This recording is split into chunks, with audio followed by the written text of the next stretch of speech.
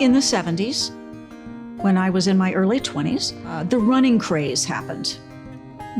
People started running, and I started running. And in 1982, I did the Boston Marathon. And in 2008, I decided to try a half Ironman. And I finished it, and I just got the bug. Sandy met Mark Allen, who is 6-time Ironman world champion. I mean, just a legend in the Ironman world, and made enough of an impression on this person that when she would reach out and ask for coaching advice, and that this was something that he took on and was like, absolutely. She started training with me, and clearly right away I could see she was pretty special, but more her enthusiasm for just exploring what she could do. Like, I'll train with her and I can keep up with her, and we're doing just fine. And I'm like 20 years younger than her. And I'm happy that I can just keep up with her.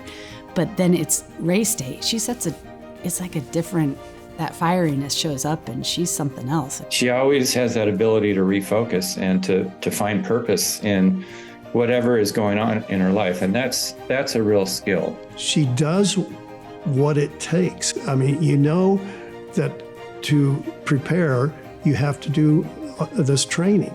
And it would be real easy to say, oh, it's hot, or it's cold, or it's windy, or I'm tired. I don't want to do that.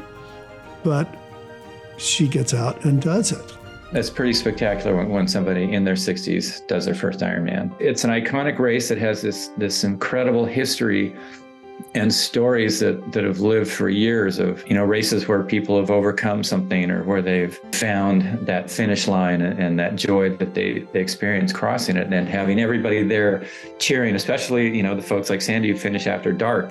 It was really hard, really tough on me. And I took forever, but I finished. I remember her coming down a Leahy Drive, and it was so inspiring. And she had this big smile on her face, and she went through the finish and threw her arms up, and her coach, Mark Allen, was there. And I thought, how cool is that? Here is this icon amongst triathletes, and he was there for her. It was really special.